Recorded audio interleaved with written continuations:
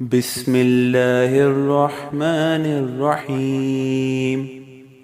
حضرت علی کرم اللہ وجہ نے فرمایا، اصل دولت مال و دولت نہیں بلکہ عقل ہے، کیونکہ عقل ہی انسان کو عزت دلاتی ہے، جبکہ بے عقلی سب سے بڑی غربت ہے جو انسان کو ذلیل کر دیتی ہے۔ صبر دو طرح کا ہوتا ہے، ایک وہ جو مشکل وقت اور دکھ پر کیا جائے، اور دوسرا وہ جو اپنی خواہشات کے مقابلے میں کیا جائے، اور یہی صبر انسان کو مضبوط اور باوقار بناتا ہے۔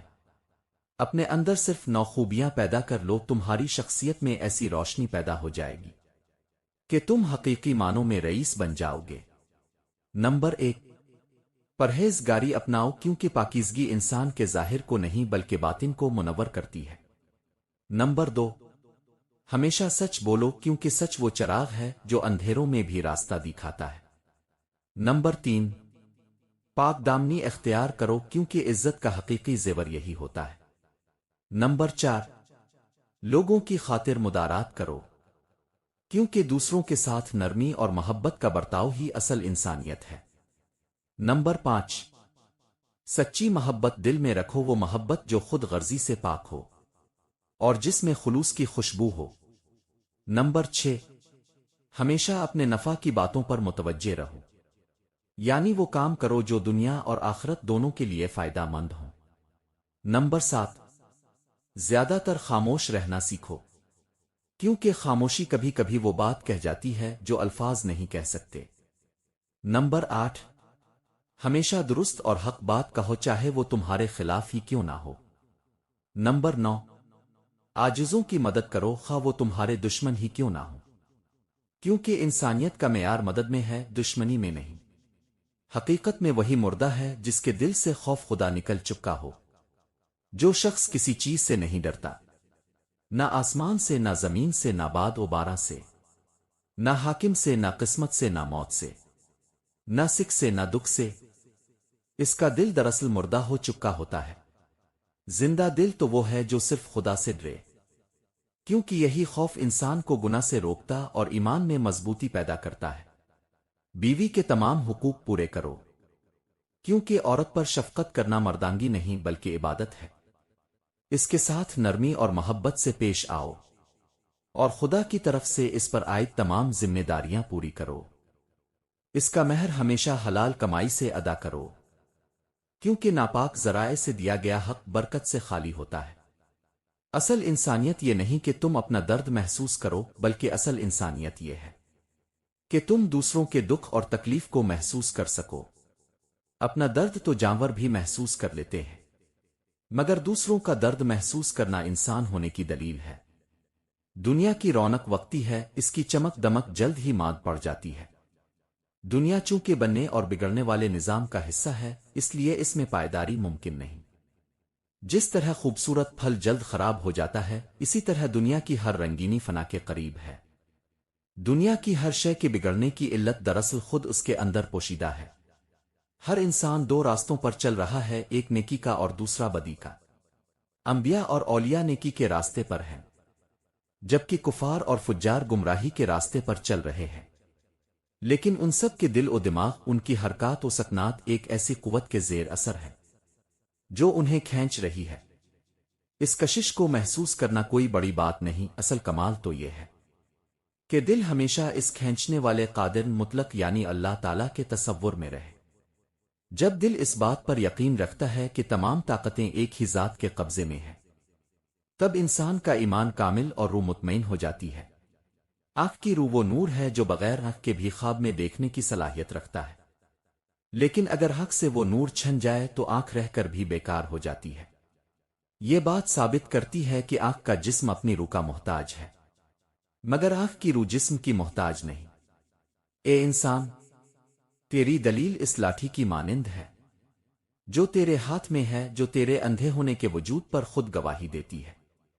ہماری دلیل بھی ہماری فکر کی طرح کمزور اور ناقص ہے، اور اہل عقل کے سامنے ہماری حیثیت بہت معمولی ہے۔ پیٹ بھرنا اللہ کی طرف سے ہے، مگر طبیعت والا انسان روٹی کے وسیلے کے بغیر سیر نہیں ہوتا۔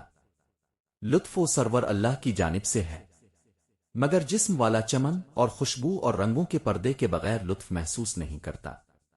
جب یہ پردے ختم ہو جاتے ہیں تو روح کا نور جسم سے یوں جھلکتا ہے جیسے حضرت موسیٰ علیہ السلام کے گریبان سے چاندنی پھوٹ رہی ہو۔ دنیا میں محنت کرنے والا ہمیشہ کامیاب نہیں ہوتا، کیونکہ کامیابی محض کوشش کا نہیں بلکہ نصیب کا بھی نتیجہ ہے۔ ہر جانے والا واپس نہیں آتا، کیونکہ کچھ علم ایسے ہوتے ہیں جو انسان کو فنا کے سفر پر لے جاتے ہیں۔ مال کو ضائع کرنا اور آخرت کو بگاڑنا دونوں ہی بڑے فساد کی صورتیں ہیں۔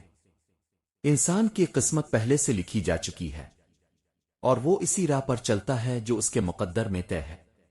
وہ لوگ جو اعلیٰ عقل اور قابلیت رکھتے ہوئے بدعمال اور بد کردار ہیں، ان کی مثال ان بوسیدہ ہڈیوں کی ہے جو چاندنی میں چمکتی ہیں مگر بدبو پھیلاتی ہے۔ اگر تو ان چیزوں پر بے قرار ہوتا ہے جو تیرے ہاتھ سے نکل گئیں، تو تجھے ان چیزوں کے لیے بھی بے قرار ہونا چاہیے جو ابھی تجھے ملی ہی نہیں، مگر ایسا کرنا کسی عقل مند کا کام نہیں، کیونکہ فوت شدہ چیزوں پر افسوس کرنا نادانی ہے۔ ان چار چیزوں کے کم کو بھی زیادہ سمجھنا چاہیے، کیونکہ ان میں اثر اپنی مقدار سے نہیں اپنی حقیقت سے ہوتا ہے۔ نمبر 1، آگ۔ آگ کا تھوڑا سا شعلہ بھی جلانے کی اتنی طاقت رکھتا ہے جتنی ایک بھڑکتی آگ میں ہوتی ہے۔ نمبر 2، بیماری۔ بیماری چاہے معمولی ہو مگر انسان کو کمزور اور بے بس کر دیتی ہے۔ نمبر 3، قرض۔ قرض خواہ 1 درہم کا ہو یا 1000 دینار کا، دونوں میں شرمندگی اور بوجھ کا احساس یکساں ہوتا ہے۔ نمبر 4، دشمن۔ اور دشمن خواہ کتنا ہی کمزور کیوں نہ ہو، وہ اپنی چال چلنے سے باز نہیں آتا۔ جس طرح دانہ اس وقت تک پودا نہیں بنتا جب تک وہ خود مٹی میں فنا نہ ہو جائے، اسی طرح انسان بھی اس وقت تک نئی زندگی حاصل نہیں کرتا جب تک اپنے اندر کے تکبر اور خودی کو دفن نہ کر دے۔ انسان کو مستقبل کی امید کے ساتھ انتھک انداز میں زندہ رہنا چاہیے اور اپنی زندگی ان یادوں اور تجربوں اور احساسات کے سہارے گزارنی چاہیے جو اسے ماضی کے گمشدہ لمحوں سے حاصل ہوتی ہے۔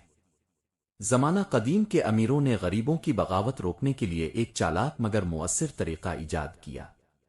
وہ غریبوں کی دن رات کی محنت اور پسینے کی کمائی کا ایک چھوٹا سا حصہ خیرات کے نام پر واپس کر دیتے تھے، تاکہ غریب خوش فہمی میں مبتلا رہیں کہ ان پر رحم کیا جا رہا ہے۔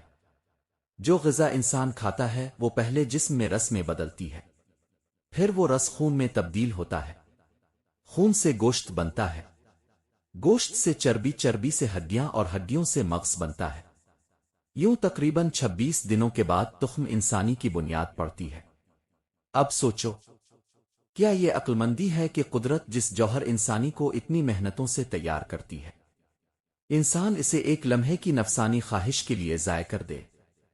جب موت اچانک اور بے خبری کے عالم میں آتی ہے تو وہ کم تکلیف دہ ثابت ہوتی ہے، لیکن جب انسان موت کے خطرے کو سوچ کر ڈرتا ہے تو یہی خیال اس کے لیے سب سے زیادہ اذیت ناک بن جاتا ہے۔ ہر بندے کو سمجھ لینا چاہیے کہ دنیا میں ہر کام قدرت کے مقرر کردہ قوانین کے مطابق ہی ہوتا ہے۔ بزرگوں اور رہنماؤں پر لازم ہے کہ وہ جاہل کو عالم پر ترجیح نہ دیں اور بے عقل کو عقل مند سے افضل نہ سمجھیں۔ ہر شخص کو اس کے ہنر اور صلاحیت کے مطابق مقام دیا جانا چاہیے۔ اگر ایسا نہ کیا جائے تو یہ عقل کی کمزوری اور عدل کے فقدان کی نشانی ہے۔ اس کی مثال ایسے ہے جیسے کوئی سر پر باندھنے والا کپڑا پاؤں پر لپیٹ لے اور جوتے کو سر پر رکھ لے۔ اصلاح معاشرہ کے لیے حکومت کی کرسی پر بیٹھنا ضروری نہیں، حقیقت یہ ہے کہ حکومت کی کرسی اکثر دماغ اور دل دونوں کو بگاڑ دیتی ہے۔ ایسے لوگ حالات کو انصاف کی آنکھ سے نہیں بلکہ طاقت کی عینک سے دیکھنے لگتے ہیں۔ اس لیے اصلاح وہی شخص کر سکتا ہے جس کا کردار بلند ہو، کیونکہ ایسے شخص کی بات میں اثر اور سچائی ہوتی ہے۔ بادشاہ دراصل ایک بازار کی مانند ہوتے ہیں، جس جنس کی ان کے دربار میں قیمت زیادہ ہو وہی چیز پورے معاشرے میں عام ہو جاتی ہے۔ اگر بادشاہ عابد و زاہد ہو تو اس کے دربار میں پرہیزگار لوگ جمع ہوتے ہیں، اور اگر وہ فاسق و فاجر ہو تو اس کے گرد ویسے ہی لوگ جمع ہو جاتے ہیں۔ ہماری نیکیاں بھی ہماری عادت کا حصہ ہیں، جیسے ہماری برائیاں ہماری عادت کا جزو ہیں۔ اس لیے ہمیں نیک امال کے ساتھ ساتھ درست سوچ اور بہتر نیت کی بھی عادت ڈالنی چاہیے۔ جو شخص جنت کا خواہش مند ہوتا ہے وہ نیکیاں کرنے میں جلدی کرتا ہے۔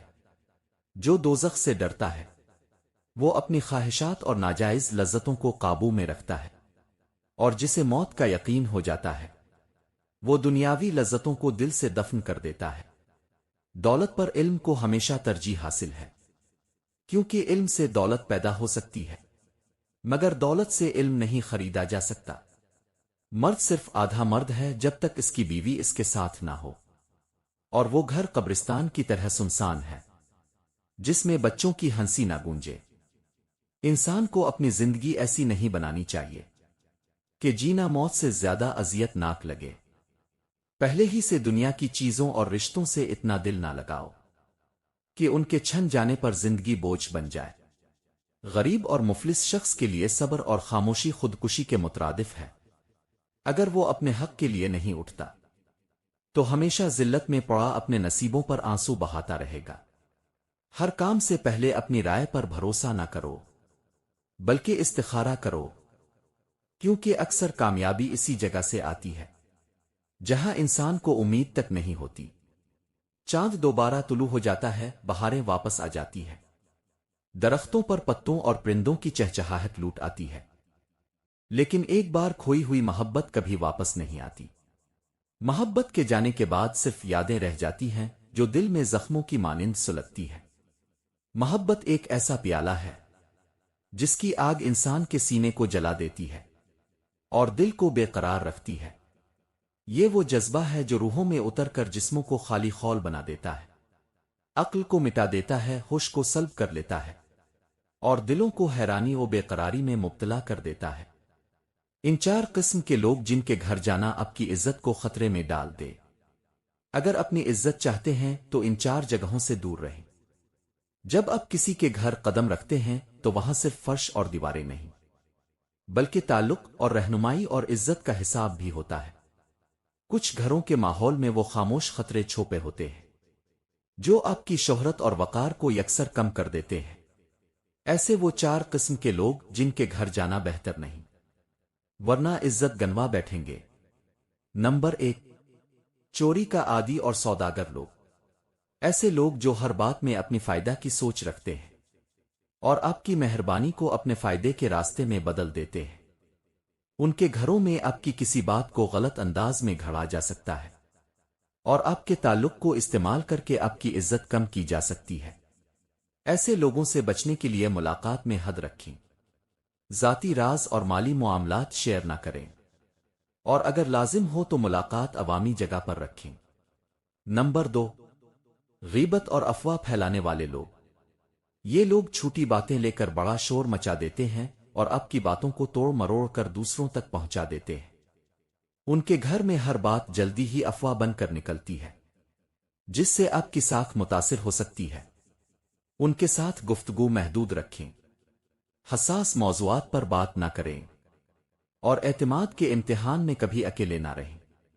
نمبر 3، دبانے والے اور نفسیاتی کنٹرول رکھنے والے لوگ۔ ایسے لوگ جو باتوں میں آپ کو نیچا دکھانے، شرمندہ کرنے آپ کے فیصلے نہیں مانے پر اتنا دباؤ ڈالتے ہیں کہ آپ خود شک میں مبتلا ہو جائیں۔ ان کے گھروں میں آپ کی عزت کم ہو کر آپ کی خود اعتمادی پر اثر ڈال سکتی ہے۔ ان سے اپنی حدیں واضح کریں، اگر ضروری ہو تو بات مختصر رکھیں اور احترام کے ساتھ گھر سے جانے کا ارادہ ظاہر کریں۔ نمبر 4، مالی استحصال کرنے والے قرض لینے والے لوگ۔ یہ لوگ بار بار آپ سے مالی مادی مطالبات رکھتے ہیں، اور جب آپ انکار کرتے ہیں تو آپ کی عزت کو نشانہ بنا دیتے ہیں۔ ایسے ماحول میں آپ کو دباؤ ڈال کر شرمندہ کر کے آپ کی ساکھ کو نقصان پہنچایا جا سکتا ہے۔ مالی معاملات میں واضح حدود رکھیں، کبھی بھی فوراً رقم قیمتی چیزیں نہیں دیں، اور تحائف ادھار کی صورت میں تحریری طور پر طریقہ اپنائیں۔ ہمارا کلین شیلف احترام اور عزت ہے، اس کی حفاظت کے لیے گفت و شنید میں ہوشیاری بہتر حکمت عملی ہے۔ ہر ملاقات میں اپنے وقار کو مقدم رکھیں اور ایسی محفلوں سے دور رہیں جہاں آپ کی عزت کو کم کرنے کے آثار ہوں۔ اگر کسی کو سمجھانے کی ضرورت محسوس ہو تو نرم لہجے میں اپنی حدود بتائیں، مگر اپنے حق اور وقار کے لیے سخت موقف اختیار کرنے سے نہ ہچکچائیں۔ اللہ ہمیں وہ ہمت دے کہ ہم اپنی عزت کو پروان چڑھائیں۔ اور ایسی محفلوں سے محفوظ رہیں جہاں عزت کم ہو سکتی ہو۔ جو لوگ آپ کی قدر کریں ان کے ساتھ تعلقات مضبوط کریں، اور بچوں اور رشتہ داروں اور دوستوں کے سامنے اپنی مثالیں اچھے طرح قائم رکھیں۔ اور آخر میں میری دعا ہے کہ اے اللہ، ہمیں ایسی محفلوں اور ایسے لوگوں سے محفوظ رکھنا جو ہماری عزت اور وقار اور سکون دل کو نقصان پہنچائیں۔ ہمیں وہ فہم عطا فرما جو نیک اور بد دلوں میں تمیز کر سکے، وہ روشنی دے جو ہمیں ہر اس جگہ سے دور رکھے جہاں ہماری قدر کم کی جائے۔